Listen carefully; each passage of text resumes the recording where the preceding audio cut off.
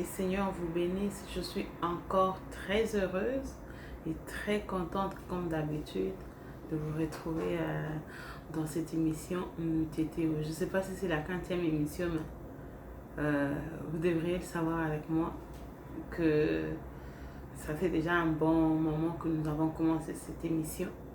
Et chaque jour, le Seigneur nous fait énormément du bien.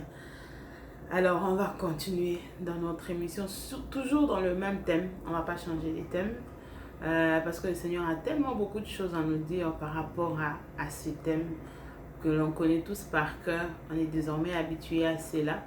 C'est initiation à la vie des couples et vie de famille. Alors, j'ai déjà expliqué pourquoi on a choisi ces thèmes et quelles sont les implications, toutes ces choses-là, j'ai déjà tellement expliqué. Je ne devrais pas revenir encore dessus. Mais avant de continuer, je vais d'abord t'inviter, toi qui es en train de me suivre, va d'abord suivre. Va d'abord nous suivre, va nous suivre sur les comptes Facebook, sur tous nos pages, tous nos réseaux sociaux. Essaye d'aller nous suivre et partage ce message. Fais en sorte que plusieurs personnes puissent vraiment suivre ce message. J'aimerais vraiment que tu participes aussi à cette œuvre d'une manière ou d'une autre en partageant juste cette bonne nouvelle. Tu peux envoyer juste ces liens à quelqu'un. Tu ne sais pas combien ça peut lui être utile. Tu ne sais pas combien le Seigneur peut vraiment faire du bien à cette personne d'une manière ou d'une autre. Donc, je t'invite vraiment à partager, à inviter tes amis, partage le lien sur WhatsApp, sur tous les réseaux sociaux que nous avons. On a besoin de le partager, que ça puisse aller vraiment partout. Alors, pour continuer et rester toujours dans notre thème, je ne dirais pas que les choses sérieuses commencent. Ça a déjà commencé depuis les débuts. Mais on va concrètement parler de l'homme, comme on a commencé bien de le dire, de l'homme, mais on va voir un peu je peux appeler ça caractéristique, le caractéristique d'un homme qui marche selon le principe divin, de cet homme-là qui se laisse guider, qui se laisse guider par le Saint-Esprit, qui accepte d'apprendre. Donc, vraiment le caractéristique d'un homme à la tête d'une famille avec qui suit le principe divin. Comment devrait être cet homme-là? Je prie vraiment que le Saint-Esprit prenne le temps de pouvoir enseigner chacun de nous au-delà de mots que nous pouvons placer. Nous ne recevons nous ne donnons que ce que nous recevons. Mais lorsque nous donnons ce que nous recevons, le Saint-Esprit est capable d'aller au-delà de ce qu'il nous a donné. Parce que l'objectif, c'est juste de t'atteindre. Et quand il t'atteint, il peut juste t'envoyer 2 paroles, 3 paroles de la part de quelqu'un. Mais au-delà de ces 3-4 paroles, il t'inspire plus que ça. C'est vraiment l'objectif, que le Saint-Esprit t'inspire au-delà de ces simples mots, au-delà de ces quelques phrases que nous allons essayer de placer ici, par la grâce de Dieu. Donc, pour commencer cela, nous allons voir un mari selon le principe divin. Comment devrait être ce mari-là? Un mari selon le principe divin. Il y en a tellement, je peux amener tellement autant de principes, je peux amener tellement autant de caractéristiques. Mais l'objectif ici, ce n'est pas de tout donner, c'est de donner l'essentiel et le reste, le Saint-Esprit va faire ce qu'il doit faire, va faire ce qu'il sait faire. Ce qu'il sait faire plus que ce que les hommes peuvent faire. C'est vraiment ce que nous sommes en train de chercher. L'objectif, c'est vraiment juste de réveiller cet homme-là qui est en train de dormir. Et puis par après, le Saint-Esprit va prendre le relais. Parce que, en fait, ce n'est même pas un homme, c'est pas un travail d'un homme d'aller réveiller quelqu'un, d'aller toucher l'âme de quelqu'un, toucher le cœur pour transformer, le ramener à un niveau où le Seigneur l'attend. Non, c'est vraiment l'œuvre du Saint-Esprit. Et moi, je crois fermement que ce ne sont pas mes simples mots qui peuvent toucher un homme, mais c'est plutôt la puissance du Saint-Esprit qui se cache derrière le mot, que le Saint-Esprit m'inspire, qui peut vraiment toucher un homme. Donc, j'aimerais vraiment que le Saint-Esprit de Dieu touche un homme ces hommes-là qui dorment, nos chefs des familles que le diable est en train de corrompre chaque jour, que le diable est en train de distraire par les choses de ce monde et les familles sont en train de se mourir à petit feu. Les familles sont en train de prendre feu et on ne s'en rend pas compte. C'est comme ça qu'on veut que ces chefs de famille-là, ces champions-là qui se lèvent et que les choses changent vraiment dans notre société. C'est vraiment ça. Alors, nous allons voir le mari selon le principe divin. Il y en a juste quelques principes ou quelques astuces que j'aimerais vraiment citer ici. On a par exemple, le premier point, ce serait que ce mari-là doit être né de nouveau. Il doit être un berger. Il doit incarner le rôle du berger, il doit incarner le rôle du pasteur. Ça doit être quelqu'un qui est conscient qu'il doit servir les seigneurs. Que le fait d'être à la tête de sa famille, ce n'est pas seulement juste qu'il est papa, qu'il est époux, mais qu'il est aussi serviteur de Dieu. Et ce qu'il est en train de faire dans sa famille, c'est qu'il est en train de servir les seigneurs.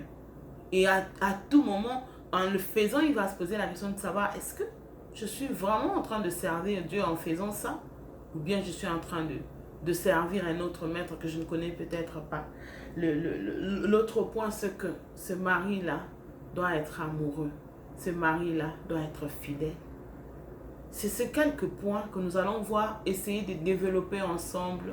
C'est ce que doit... Je me répète encore, le mari, selon le principe divin, si on se met ici à étaler tout, on va dormir. Il y en a tellement de caractéristiques, il y en a tellement de points qu'on peut évoquer ici. Mais nous en avons pris quelques-uns qui nous ont personnellement touchés, que le Saint-Esprit a déposé dans nos cœurs. Et on espère vraiment que ça va aider quelqu'un, ça va réveiller ces champions-là qui sont en train de dormir. Alors, le premier point que nous avons vu, c'est il doit être né de nouveau. Lorsqu'on parle de la nouvelle naissance, je ne sais pas ce qui vient tout de suite dans ta tête, mais moi, généralement, quand on me parle de la nouvelle naissance, je vois directement que lorsque quelqu'un est né de nouveau, ça veut dire qu'il cesse d'être Adam, il devient Christ. C'est ce que moi, je vois. C'est vraiment ça. Parce que en naissant dans le royaume de Dieu, en devenant une nouvelle créature, nous le sommes parce qu'il y a un Christ qui s'est donné. Et quand on le fait, on s'identifie à Christ. Voilà pourquoi on nous appelle de chrétiens. On ne nous appelle pas de chrétiens tout simplement parce que je suis nouvellement né dans la famille de Dieu. Voilà, je m'appelle chrétien. Ce n'est pas un nom. Mais c'est quelque chose qui découle de Christ. C'est comme ça qu'on nous appelle de chrétiens. Donc, quand on dit que cet homme doit être né de nouveau, l'objectif, c'est qu'il puisse être un Christ, qu'il incarne le rôle qu'est Christ. Le mari qui ne connaît pas le Seigneur, c'est encore un Adam. C'est encore un Adam. Or, vraiment, pour réussir le mariage, c'est tellement simple. Il faut d'abord être enfant de Dieu. Tu as besoin d'être stable dans ta vie. Tu as besoin d'être heureux dans ta famille. C'est un privilège et une grâce que Dieu accorde à ses enfants. Donc si tu n'es pas enfant de Dieu, je suis désolée de te dire que tu ne peux pas avoir cette grâce-là. Tu ne peux pas avoir cette grâce-là. Parce que ce n'est ni l'argent qui peut donner cela, ce n'est ni de l'or, ce n'est ni des millions ou de milliards de dollars que tu peux amasser qui peut donner cette stabilité-là. Cette stabilité dont on parle, elle va au-delà d'avoir de moyens financiers. Elle va au-delà. Parce que si ce n'était que ça, on ne serait pas en train d'assister au divorce de milliardaires, de millionnaires. On est en train d'assister à cela tout le jour. Pourquoi ils ne sont pas stables alors que entre guillemets, on peut dire qu'ils ont tout. Pourquoi? C'est tout simplement, ça demande tout simplement que c'est quelque chose que seul Dieu peut donner, que seul Dieu peut accorder par sa grâce. Donc, pour arriver à espérer être un mari selon le principe divin, on doit commencer d'abord par être né de nouveau. Et quand on dit d'être né de nouveau, c'est vraiment accéder à la nouvelle naissance. accéder vraiment à la nouvelle naissance d'une manière consciente. Pas quelque chose fait à la va-vite, pas quelque chose fait juste par formalité. Ben, j'ai fait la prière au salut. Seigneur, voilà, je viens, tout ça. Non, vraiment quelque chose qui vient du fond du cœur.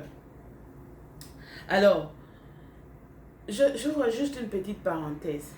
J'insiste sur être réellement né de nouveau parce que on assiste parfois à des choses telles que tu rencontres quelqu'un qui te dit qu'il est chrétien et qu'il est dans les seigneurs depuis des années, qu'il sert les seigneurs. Mais quand tu regardes ce que la personne reflète, ça n'a rien à voir de chrétien. C'est comme ça que moi, j'en viens jusqu'à dire que ce n'est pas le fait de faire la prière au salut. Je ne remets pas en cause la prière au salut. Non. Elle est très importante, cette prière-là.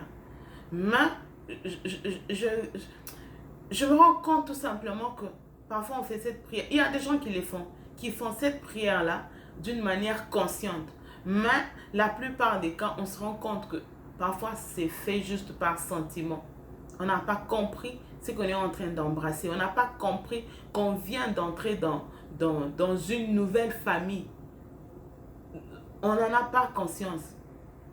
Parfois, je dis que la nouvelle naissance, pour moi, je me dis, c'est le jour où, comment je peux dire, le jour où il y a eu vraiment une repentance sincère. Je ne dirais pas qu'il faut seulement que quelqu'un pleure, mais où tu sens que tu es obligé d'abandonner quelque chose parce que tu dois suivre le Seigneur.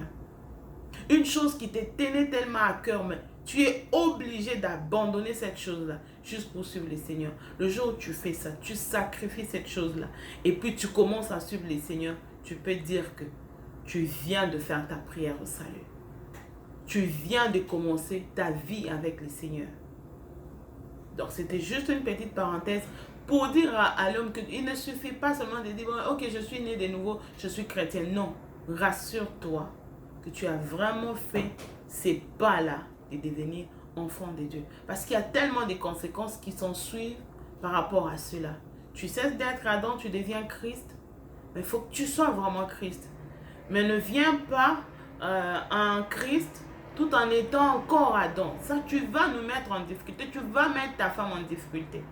Elle va s'imaginer dans la tête qu'elle est en train de vivre avec un Christ. Et par après, elle va découvrir que depuis tous ces temps, elle ne vivait pas avec un Christ, mais c'était juste un Adam, mais qui se faisait passer pour un Christ. Et ça, c'est vraiment dangereux. C'est comme ça qu'il y a des moments où quelqu'un se dit, bah, je pensais que j'avais épousé tel, mais j'ai découvert ceci, j'ai découvert cela. Non. Ne mettez pas votre épouse dans des situations où elle se dit, bah, je n'aurais pas dû. Non. Tu es Christ, tu es Christ, tu es Adam, tu es vraiment Adam. Alors, ce que pour revenir à ce qu'on était en train de dire, c'était juste une parenthèse pour essayer un peu d'éclairer par rapport à la nouvelle naissance. Cette nouvelle naissance qui nous donne accès à la vie divine. Voilà, c'est vraiment à ça que l'homme doit vraiment aspirer. Alors, on va voir que la Bible essaie de comparer un peu l'homme, la charge qu'a l'homme sur son épouse à la charge que Christ a sur son église. C'est exactement ça. Le principe divin dont on parle ici fait référence à Christ. Donc l'homme doit marcher tout en étant conscient de sa nature de Christ dans sa famille. On ne donne que ce qu'on a. Comme on dit souvent, on ne donne que ce qu'on a. Donc, ce que tu as, tu as certainement reçu ça. C'est quand tu reçois que tu peux donner. Alors, qu'est-ce que toi tu as reçu? Et tu as reçu de qui pour donner à ta femme? Donc, il faut au moins recevoir quelque chose, mais de la part de Dieu. Lorsque on décide, on se lève un jour, on se dit, ok, c'est le moment, je vais m'engager. Parfois, on ne sait pas ce qui nous attend de l'autre côté, surtout pour les hommes. Parfois, on ne sait pas ce qui nous attend de l'autre côté. On se dit, ben, je vais aller épouser, sans savoir quelles sont les conséquences ou quelles sont les implications qui amènent cette grande décision que tu es sur le point de prendre, ou que tu as déjà pris, ou que tu dois prendre dans le jour qui vient? Ce sont des questions que les hommes ne se posent vraiment pas. Alors, ils se découvrent dans le mariage. Maintenant, ils commencent à voir que non, mais c'était pas comme ça. Non, c'est juste qu'on ne s'expose pas à la bonne parole. On ne s'expose pas à une bonne formation pour pouvoir être celui qu'on doit être demain. J'insiste vraiment sur les hommes parce que l'homme, c'est vraiment la tête. Quand la tête est coupée là, le troupeau ne peut que se disperser. Donc, je ne pense pas que c'est ce genre de famille que tu veux pour ta famille. Donc, tu dois faire en sorte que tu puisses naître de nouveau. Naître vraiment de nouveau. Parce que en naissant de nouveau, tu quittes un peu le stade de la mort spirituelle que tu étais. Ce stade-là dans lequel tu étais, tu quittes ce stade de la mort spirituelle pour aller hériter le stade de la vie que Christ nous donne. C'est vraiment ça. Parce qu'on ne peut donner que ce qu'on a. Soit c'est lui qui donne la vie à ta famille. Je n'aurai pas le temps de lire le passage. C'est le Romains 3, le verset 23. Vous allez prendre le temps de les lire. C'est là que la Bible est en train de montrer comment est-ce que lorsqu'on n'a pas encore accepté le Seigneur, nous sommes morts. Et la mort qu'on a héritée d'Adam. Mais lorsqu'on accepte le Seigneur, on vient de recouvrer la vie. Donc tu retrouves la vie que tu avais perdue. Et parce que la vie commence d'abord dans les spirituels. C'est comme ça que la nouvelle naissance commence spirituellement. Et les répercussions vont maintenant se voir, vont se manifester dans la vie de tous les jours. L'homme ou le mari, selon le principe divin, il doit manifester son côté berger. Alors, un berger, c'est quelqu'un qui sait prendre soin de ce sien. Il sait prendre soin donc, tu dois être comme un berger pour ta femme. Tu ne vas pas être là et tu te dis, je suis juste son mari et puis c'est tout. Non. Parce que nous sommes dans la nouvelle dispensation, la dispensation de la grâce. Ça veut dire que tu dois manifester Christ. Christ qui est ton chef, tu es le chef de la femme. Ça veut dire que autant Christ, il est berger pour toi, autant tu y es aussi berger pour ton épouse. Tu dois être celui qui protège ta femme des attaques et de tous bords qui peuvent venir. Il faut qu'elle sente que tu la protèges. Il ne faut pas qu'elle se sente en insécurité quand tu es là. Il faut que lorsque tu es là, qu'elle se sente en sécurité. C'est très important. Ce sont des choses qui construisent la relation entre l'homme et la femme. Ça permet de solidifier la relation entre vous. Ça montre aussi que cette personne compte vraiment pour vous. Savoir, pour rester dans le contexte du berger, le berger ne prend pas seulement soin, mais il guérit aussi le brebis qui sont malades. Admettons que tu découvres quelque chose qui n'est pas bon dans ta femme. Ton travail, c'est de faire quoi? C'est de guérir, c'est de soigner, de faire en sorte que cette chose-là, si ça doit quitter, que ça quitte, tu fais en sorte qu'elle s'améliore. C'est ça le travail du berger. Il ne va pas dire que comme toi tu es comme ça, je vais te jeter de mon troupeau. Non, ça reste là. Il soigne, il fait en sorte que son troupeau doit être guéri de toutes sortes de maladies. Il doit faire en sorte que le troupeau soit guéri. C'est l'attitude que l'homme doit avoir par rapport à son épouse. Il doit être prêt à donner sa vie pour sa femme. Ça paraît fou, mais c'est vraiment ça. Christ a donné la vie. On ne te demande pas de donner ta vie en allant aussi à la croix. Tu dis, ok, pour ma femme, je vais donner. Non, c'est pas ça ce qu'on te demande. Je vais faire juste une analogie. Lorsque tu prends ton temps, tu vas au travail. Tu travailles. Ce que tu reçois là, quand tu les ramènes à la maison, c'est le fruit de ton travail. C'est une partie de ta vie que tu acceptes de partager avec ton épouse.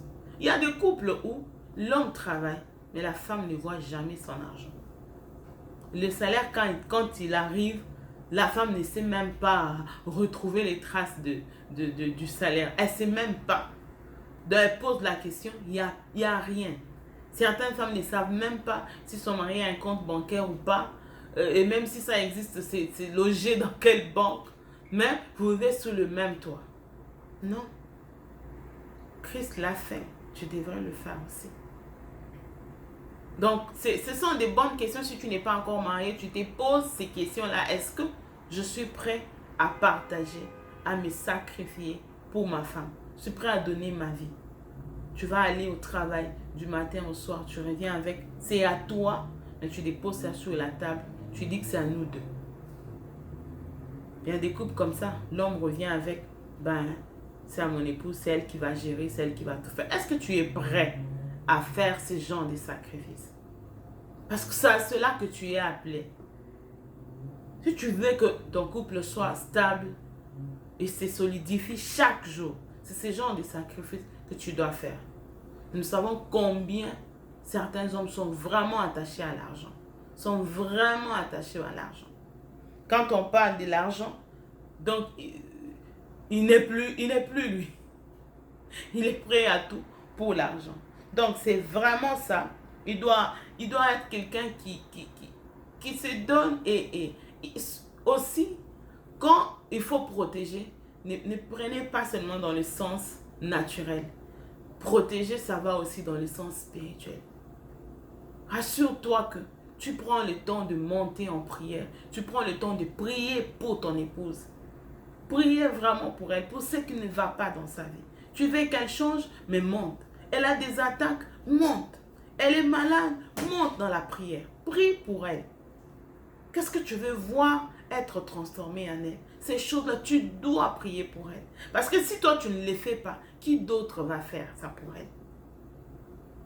Et plus tu fais ça, tout naturellement, elle va commencer aussi à le faire si elle ne le faisait pas. Moi, généralement, je me dis, si la femme doit prier 5 heures, mais l'homme doit faire les doubles. Parce que sa charge à lui, elle est tellement grande que celle de la femme. Le diable le sait. Il n'y a que l'homme qui est le responsable de la famille, qui ne sait pas. Il ne sait pas les pouvoirs qu'il incarne. Il ne sait pas la puissance que le Seigneur a placée en lui. Il ne sait pas les responsabilités que Dieu a mis en lui. Il ne sait pas. Seul le diable le sait. Et comme le diable le sait, il fait quoi? Il les corrompt. Après, il va prendre ce pouvoir pour l'utiliser contre lui encore, en les détruisant. C'est malheureux de constater que tu ouvres la porte toi seul. Tu donnes à l'ennemi les armes avec lesquelles il va te détruire. Vraiment, qu'on se dépasse. L'homme doit se dépasser. Il n'y a rien qui arrive au hasard. Tu veux un couple stable? Tu veux une famille stable? Tu dois payer le prix. Parce que c'est toi qui en es l'initiateur. Tu as commencé. C'est toi qui as commencé ces projets. Tu es allé tendre la main. L'autre a dit oui. Ok, commençons le projet. Mais tu ne vas pas arriver en cours de route et puis abandonner. Ou ne pas se donner, ne pas faire preuve de volonté, de vouloir faire en sorte que ça puisse marcher. Au lieu d'être celui qui protège, il y en a qui deviennent eux-mêmes les prédateurs de leur propre couple. On se pose la question, mais est-ce que cette personne est consciente de ce qu'il est en train de faire? Ou bien il en est inconscient? Mais quelle inconscience alors que les conséquences sont palpables? Tu es en train de vivre dans un couple qui devient de plus en plus instable à cause de toi. Tu n'en es pas conscient. Il y a des hommes, quand il est là, la femme c'est ça, c'est ça en insécurité. Mais c'est pas possible. La femme n'est pas à l'aise quand son mari est à la maison. Quand le mari sort, c'est là qu'elle est vraiment à l'aise. Elle peut rire, elle peut vraiment... Elle se sent bien épanouie quand son mari n'est pas là. C'est pas vrai. Ça ne devrait pas être ça.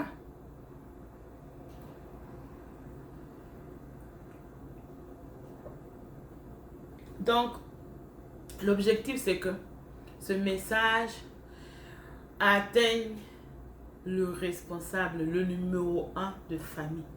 Ne te tape pas seulement la poitrine pour dire je suis le chef des familles. Fais preuve de responsabilité. Est-ce que tu es déjà né de nouveau? Est-ce que tu es vraiment Adam dans ta famille? Est-ce que tu es vraiment Christ ou bien tu es vraiment Adam? Parce que les Adam n'est pas appelé à construire une famille stable. Seul le Christ peut vraiment avoir une famille stable. Maintenant, toi, est-ce que tu es Adam ou tu es Christ? Où est-ce que tu peux te placer? Quand tu regardes la qualité de la vie que tu as dans la famille avec ta femme et tes enfants, qu'est-ce que tu peux dire? Parce que un Christ qui chapeaute quelque chose, ça devrait lui ressembler. Si tu es un Christ, ta famille doit te ressembler. Ça doit être une famille stable. Une famille qui respire la présence de Dieu. Une famille qui donne envie aux autres. Est-ce que c'est cela? Si ce n'est pas ça, moi je voudrais te dire que tu dois remettre en question tes bases chrétiennes. Tu dois remettre en question les fondements de ta croyance en Christ. Les fondements de ta foi. Est-ce que tu as vraiment foi en Dieu? Est-ce que tu as déjà vraiment rencontré le Seigneur? Parce que si tu as vraiment rencontré Dieu, il y a de fortes chances que ta famille vraiment reflète ce que tu es. Cet homme dont on parle, il doit faire preuve de leadership. Il doit être un pasteur pour sa maison. Moi, j'ai toujours dit que la famille, c'est la première communauté chrétienne que Dieu nous donne. C'est vrai qu'il y a toutes les familles ne sont pas toujours des communautés chrétiennes, mais elles devraient être. Donc, elle doit être la première église de l'homme. Que tu sois pasteur dans la vie par rapport à ton appel, que tu ne le sois pas. Mais mets-toi en tête que tu es pasteur de ta maison. Tu dois être celui qui prêche dans ta maison. Tes enfants doivent accepter le Seigneur. Ta femme doit accepter le Seigneur. Tu dois être un pasteur dans ta maison. Le pasteur, c'est celui qui paie les troupeaux. Donc, tu dois considérer que la famille que tu as là, c'est un troupeau de Dieu que tu es en train de paître. Donc, chaque jour que tu t'élèves, tu dois te poser la question, qu'est-ce que le Seigneur veut de son troupeau? La volonté de Dieu, quand tu parles de la part de Dieu. Quand tu agis de la part de Dieu. Parce que c'est un troupeau que le Seigneur t'a confié. La réussite de ces troupeaux-là doit te tenir à cœur. Tu dois savoir que le Seigneur te demandera par rapport à ces troupeaux-là.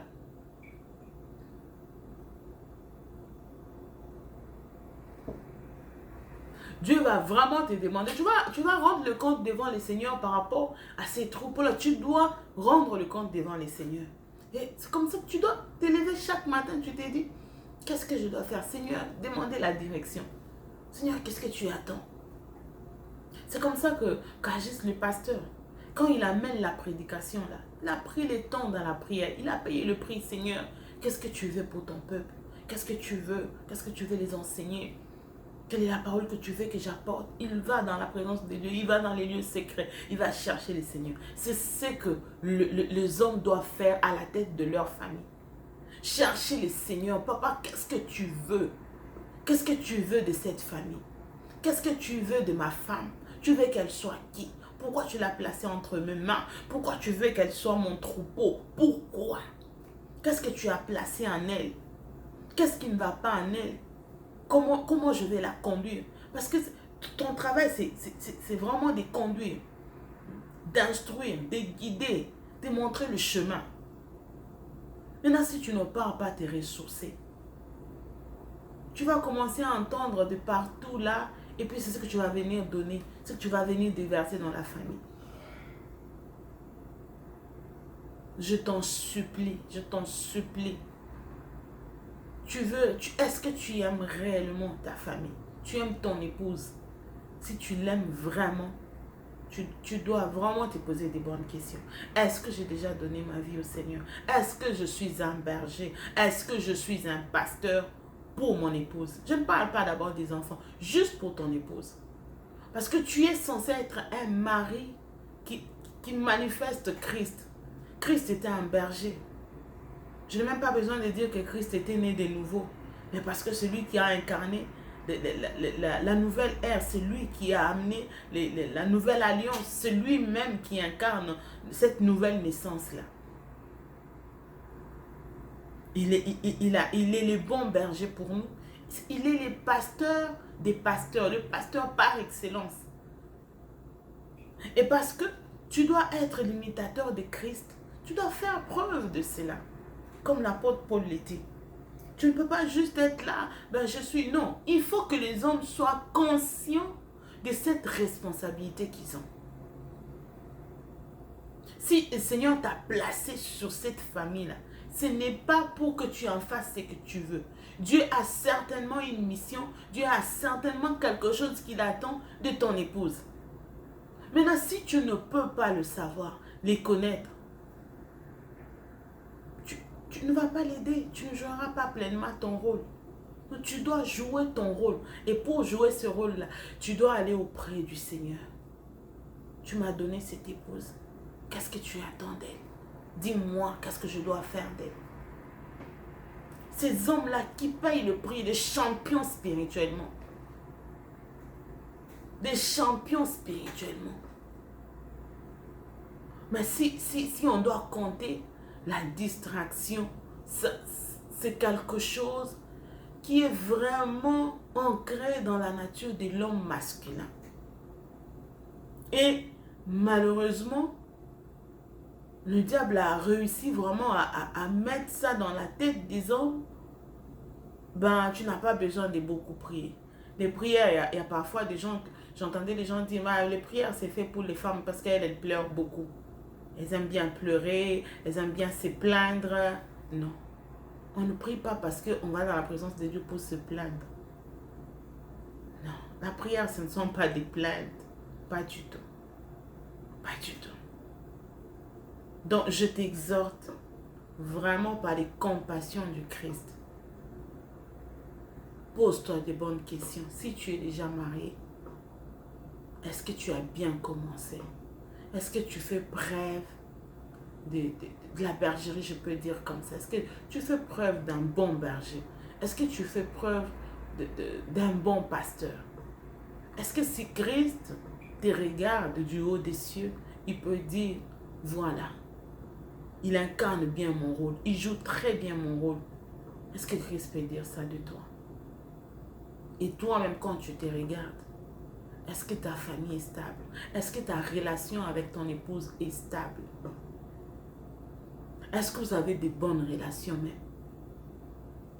Est-ce que ta vie de couple, vraiment, est-ce que cette vie-là représente Christ? Est-ce que cette vie-là dégage la fraîcheur qu'elle doit dégager? Parce que la vie de nous, enfants de Dieu, elle devait dégager la fraîcheur. La fraîcheur du Saint-Esprit qui sort de nous et qui nous enveloppe, qui nous caractérise dans tout ce qu'on fait. C'est à cela que tu dois aspirer. C'est à cela que tu dois aspirer. Jésus était doux. Il était compréhensif. Tu ne veux pas qu'il était, il est compréhensif. Il est tellement patient. Est-ce que tu es patient avec ton épouse? Est-ce que tu es compréhensif avec ton épouse? Est-ce que tu es doux avec elle? Est-ce que tu l'accompagnes? Est-ce que tu prends le temps de l'écouter? Tu as vraiment le temps d'incliner ton oreille, pas seulement à sa bouche, mais incliner ton oreille vraiment pour écouter son cœur. Parce que c'est ce que Christ fait. Il prend le temps d'écouter le cœur. Il ne se fie pas seulement aux paroles. Parce qu'elle peut t'aider de choses juste pour te faire plaisir. Mais si tu es vraiment inspiré ou quelqu'un rempli du Saint-Esprit, tu vas te rendre compte que tu vas commencer à écouter son cœur. Pas seulement ce qu'elle dit. Mais tu vas commencer peut-être à écouter ou à comprendre ce qui se cache derrière le mot ou les paroles ou les phrases qu'elle essaie de voiler. C'est le rôle du pasteur. C'est ça le rôle que tu dois incarner. Si ta femme ne connaît pas encore le Seigneur, elle doit connaître le Seigneur. Vous ne savez pas combien ça fait du bien à une femme d'être mariée à un homme né de nouveau, à un pasteur, à un berger. Je ne parle pas d'un pasteur qui a une église, non. À cette personne qui incarne ce rôle-là de pasteur dans sa maison. C'est tellement merveilleux, c'est tellement bon.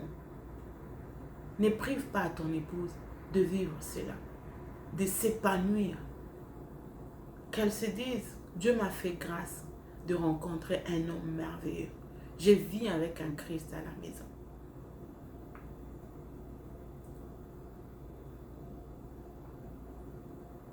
Lorsque vous ne prenez pas le temps de prier, vous laissez la place à l'ennemi. Il y a un passage de la Bible où Christ est en train de dire, je pense que c'est Matthieu 26, le verset 31. Christ est en train de dire, je serai pour vous tous cette nuit une occasion de chute, car il est écrit, je frapperai le berger et le brebis du troupeau seront dispersés. Ça veut dire quoi? Christ est en train de voir déjà comment il va être une occasion de chute. Comment expliquer ça? C'est la nuit où il devrait être arrêté. C'est la nuit où il devrait être mis à mort. Alors il voit déjà comment il accepte une chute. Voilà, ça va être comme une chute. La chute de la tête. Et quand la tête tombe, on sait tout ce qui se passe. Imagine-toi, le train est en marche. Et quand la tête tombe, la suite, ça va aller où? Ça va tout simplement suivre. Donc, Christ était en train de voir combien ses disciples allaient souffrir de ce qui va se laisser... il va se laisser comme ça être mis à mort alors qu'il pouvait se battre. Ils ont vu comment il ne s'est pas battu. Donc, il était en train de s'imaginer tout ça. Combien cela allait être une occasion de chute. Cela nous révèle quoi? Lorsque le papa de la maison, l'autorité, le chef, le numéro 1, il est atteint. Mais les enfants, la femme, elle se sent vulnérable.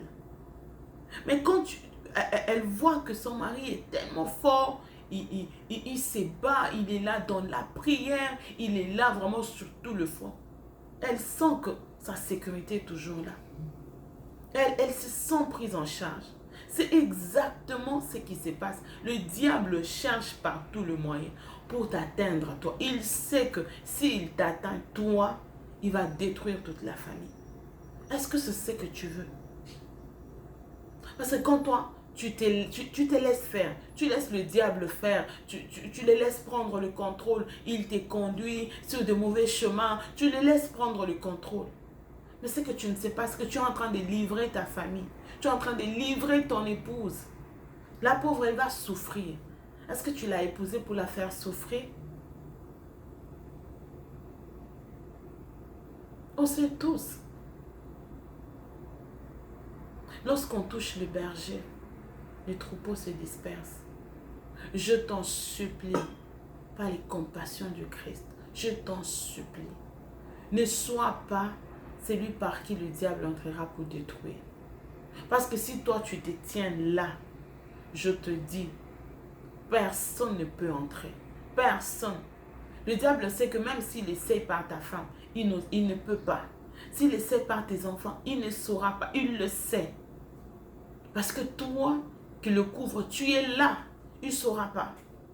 Mais s'il t'atteint, toi, c'est fini. C'est comme ça qu'il prend beaucoup du temps à étudier comment il faut détruire l'homme.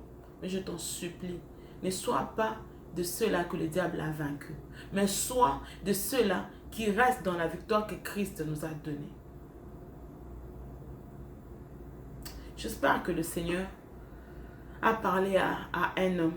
Et si tu es en train de me suivre, que tu n'as pas encore accepté le Seigneur, je veux juste t'inviter à faire cette prière avec moi. Parce que si tu n'as pas encore accepté le Seigneur, ce n'est pas possible que tu accèdes à cette grâce des enfants de Dieu, de vivre une vie stable, une vie heureuse dans ton mariage, dans ton couple, dans ta famille. Tu ne peux pas vivre cela. Si tu veux le vivre, tu vas faire cette prière avec moi. Comme je le disais tout à l'heure, la vraie prière au salut, c'est quand tu le fais avec ton cœur et où tu prends la décision vraiment de suivre le Seigneur. J'espère que tu vas faire cette prière avec ton cœur. Seigneur Jésus, je te dis merci pour ta parole, pour la vie que tu as donnée pour moi à la croix. Aujourd'hui, je prends la décision de te suivre, de t'accepter comme Seigneur et Sauveur, de te livrer ma vie, de te donner ma vie et d'être tout à toi. Merci pour ton œuvre à la croix. Merci pour le sang de Jésus qui a coulé, qui m'a sanctifié, qui m'a purifié. Je crois fermement dans mon cœur que je suis libre, je suis affranchi. Et par la grâce de Dieu, je vais demeurer ferme pour que je ne puisse plus encore être remis sous le joug de la servitude. Dans le nom de Jésus, Amen. Si tu as fait cette prière avec moi, crois fermement du fond du cœur que tu es désormais enfant de Dieu et que c'est un cadeau que tu vas offrir à ton épouse. Le fait d'être chrétien, d'être né de nouveau, d'être un Christ, c'est un cadeau que tu donnes à ton épouse. Que le Seigneur nous bénisse. On se rencontre la prochaine occasion. Par la grâce de Dieu. À plus tard.